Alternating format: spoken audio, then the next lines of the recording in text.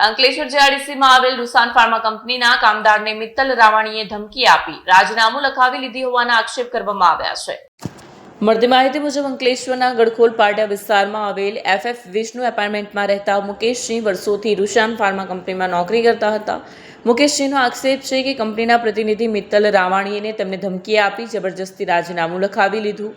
આ બનાવને લઈને કામદાર વર્ગમાં ચિંતા અને સંતોષનો માહોલ સર્જાયો છે। આ મામલે કરણી સેનાના પ્રદેશ ઉપાધ્યક્ષ ભગતસિંહ ડોડિયાએ કામદારને ન્યાય અપાવવા માટે લડત આપવાની તૈયારી દર્શાવી છે। તેમણે જણાવ્યું હતું કે કામદારને યોગ્ય ન્યાય ન મળે ત્યાં સુધી સંસ્થા દ્વારા જરૂરી પગલાં લેવામાં આવશે। હાલમાં આ મામલે સત્તાવાર રીતે કંપની તરફથી કોઈ પ્રતિસાદ નથી મળ્યો। ઘટનાને લઈને આગળ કાનૂની કાર્યવાહી થાય છે કે નહીં તે જોવાનું રહ્યું। જય માતાજી, હું ભગતસિંહ ડોડિયા, કરણી સેના પ્રદેશ ઉપાધ્યક્ષ। હાલમાં મુકેશભાઈ છે એ અમારી પાસે કરણી સેનાની ઓફિસે આવ્યા હતા એની ફરિયાદ લઈને। આ ભાઈ 20 વર્ષથી આ રૂસન ફાર્મામાં નોકરી કરે છે અને આ પાયાના કાર્યકર્તા કયો તો આઈના છે। આના ઉપર ખોટો ઇલ્ઝામ નાખીને આને નોકરીમાંથી કાઢી નાખવામાં આવ્યા છે। કંપની દ્વારા એના ઉપર આક્ષેપ કરવામાં આવ્યો છે કે તમે કોઈ પણ એસઓજીને જાણ કરી હતી કે અહીંયા પાણી નીકળે છે, એટલે રંગે હાથે એસઓજી અહીંયા પકડેલા અને ત્યારબાદ આને એવો ઇલ્ઝામ આપવામાં આવ્યો કે મુકેશભાઈ તમે અહીંયા એસઓજીને જાણ કરેલી, પણ એ મને જ્યાં સુધી જાણ છે ત્યાં લગન કોઈ ફરિયાદ થઈ નથી।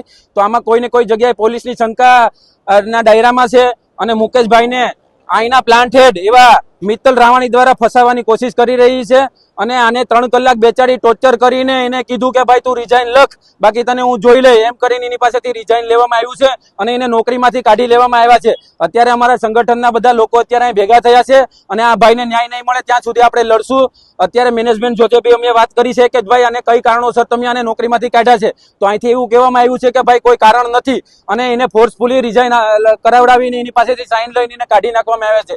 તો અમારી એક જ માંગ છે કે આ ભાઈને ન્યાય મળે અને આવનાર સમયમાં જો અહીંયા કોઈ પ્રકારનું એવું પાણી નીકળતું હોય, આ ભાઈ એવું કહે છે મુકેશભાઈ કે અહીંયા ડેઇલીનું 20 થી 30 હજાર લીટર પાણી ગટર કરવામાં આવે છે, તો હું અહીંના જીપીસીપી અધિકારીનો કહેવા માંગુ છું કે તમારી મિલીભગત આમાં શું છે?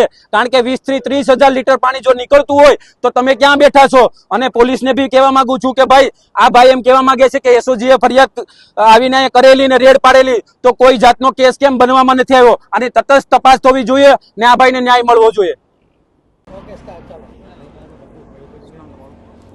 मेरा नाम मुकेश सिंह है। मैं 20 बरस से रूसन फार्मा में इंजीनियरिंग में जो है फिटर के जॉब पे, सीनियर फिटर के जॉब पे जॉब कर रहा था। ये 2 साल से मित्तल रावाणी आए और हमको जो है मतलब टॉर्चर कर रहे थे, जो ऐसा है तुम चोरी किया, ये है वो है। बाद में अभी जो है एक प्रॉब्लम आई यहाँ एसओजी का, उसमें जो है हमको बोला गया कि भाई आपने जो है यहाँ से इन्फॉर्म किया है और कॉर्पोरेट से जो है आपको यहाँ से जो है रिज़ाइन लिखना है, नहीं तो मैं जो है आपको फंसा दूंगा, अंदर कर दूंगा। उसके बाद धमकी दिया गया जो बाहर जो अगर तुम किसी से बोले या किसी को बताए तो मैं जो है छोड़ूंगा नहीं। ये सब मैटर जो है मित्तल रावाणी ने हम मेरे साथ जो है किया और अंदर बैठ के जो है मतलब 3 घंटा हमको 2 घंटा टॉर्चर किया, यही सब किया है वो मेरे साथ जो है।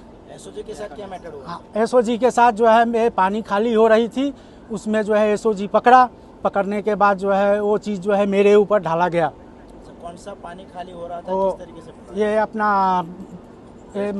स्टोर पानी जो है मतलब वेस्ट वाटर जो है वो किस तरीके से खाली हो रहा था? ऐसे ही ओपन में जो है पाइप लगा के खाली कर रहे थे। जो एसओजी ने केस क्यों नहीं किया? एसओजी के साथ जो है ये लोग बैठ के अपना मामला सलटाए और उसकी इंजाम जो पैसा दिया वो इंजाम मेरे ऊपर जो है लगाए। आपने पुलिस एफआईआर किया इसके बारे में? अभी किया है हमने। वीडियो जर्नलिस्ट इम्तियाज पठान साथे सत्या टीवी न्यूज़ अंकलेश्वर।